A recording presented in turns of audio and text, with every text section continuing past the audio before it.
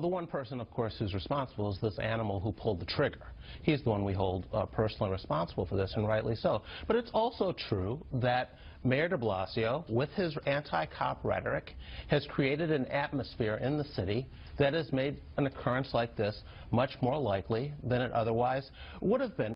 All right, folks, let's find out why the man who murdered the 2 New York City police officers might have done it. Of course, we've heard everything from de Blasio's rhetoric, and of course you keep hearing, oh, he was mentally ill. This has nothing to do with anything. He was mentally ill. Joining us now, Dr. Andrew Bostom, professor of medicine at Brown University and author of Iran's Final Solution for Israel, The Legacy of Jihad and Shi'ite Islamic Jew Hatred in Iran. Hello, doctor.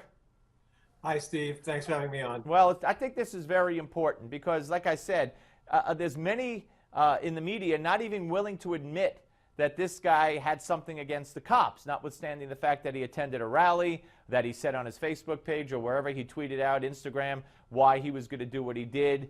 But you have drawn a very interesting thread through the recent slew, I think there are 4 of them, and to me that's a slew, of attacks against police officers here in the West.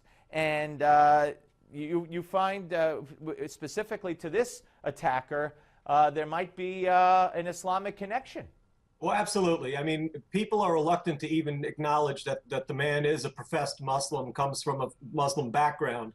But yes, there were 4 high-profile attacks by Western Muslims against Western societies, specifically targeting police, since the September 22nd fatwa by an important ISIS ideologue was posted online. And in that fatwa, it calls for general attacks on Westerners, but it specifically targets the police.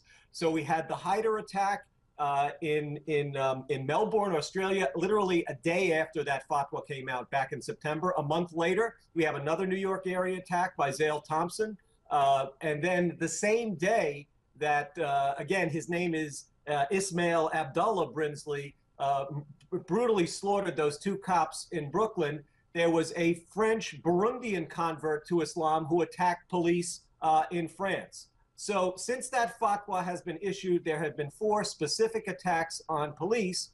Moreover, we now know from just citizen journalists, etc., there was a good report in the Daily Caller, going through Brinsley's personal profile, his social media profile, we find some very ominous things about mosques that he either frequented or discussed.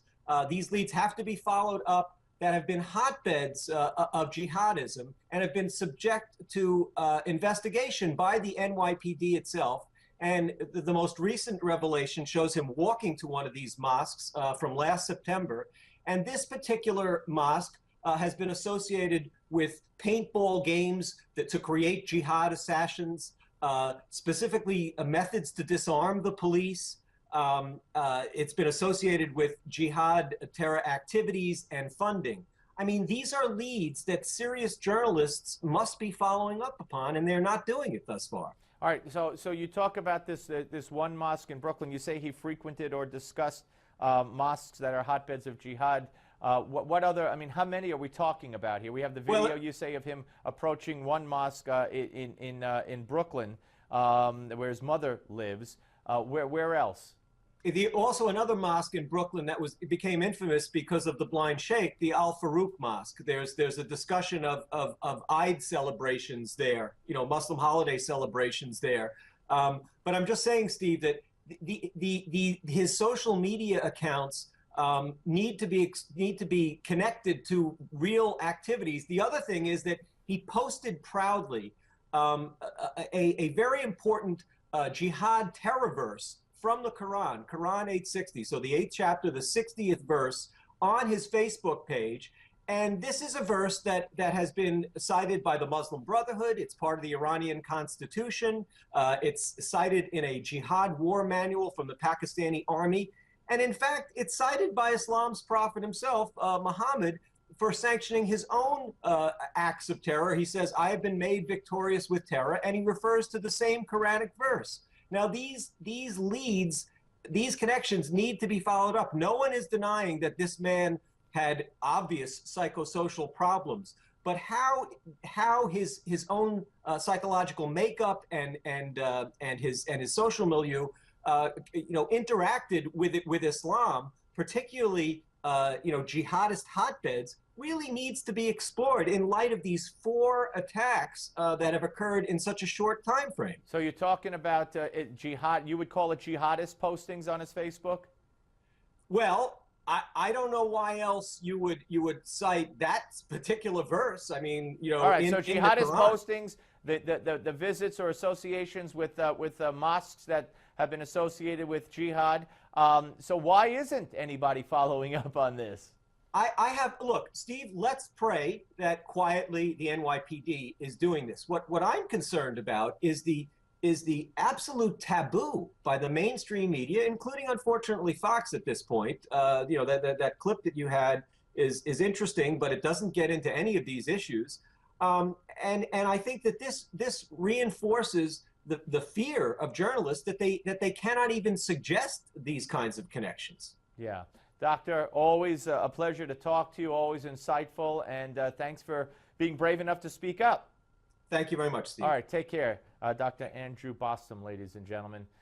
Very interesting. Let's see if the media does its job. All right, we'll be back with Australian author and philosopher Nick Adams after the break. But first, we all care about our money, and year ahead, year that we just left. Here's your Max to Money moment. Don't go away.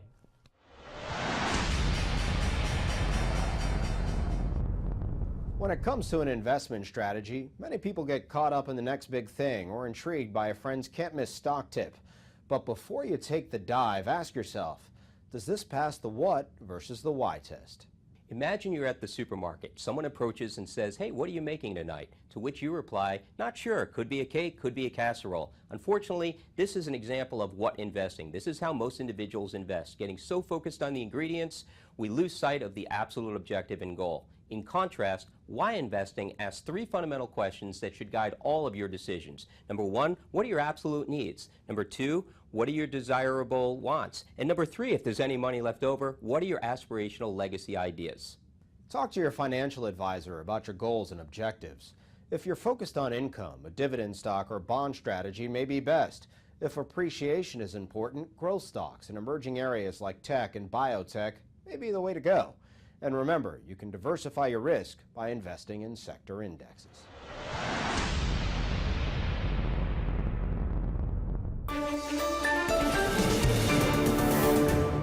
The Tunnel to Towers Foundation is honoring 2 NYPD officers murdered in Brooklyn last week. I'm Morgan Thompson, and this story tops your Newsmax Now update. The foundation CEO says his organization will pay off the mortgages left behind by the 2 officers. They're raising more than $800,000 for this effort. In the meantime, JetBlue is offering to fly 2 police officers from every department in the country to New York for free. The airline says it wants to help officers support their fallen brethren. Former President George H.W. Bush remains in a Houston hospital today. He was hospitalized after experiencing shortness of breath earlier this week. A spokesman for the 90-year-old says Bush is in great spirits. And police in Philadelphia help a woman deliver a baby aboard a subway last night. Mom and the Christmas baby are now resting at a local hospital. I'm Morgan Thompson. We'll have another Newsmax Now update coming your way at the top of the hour.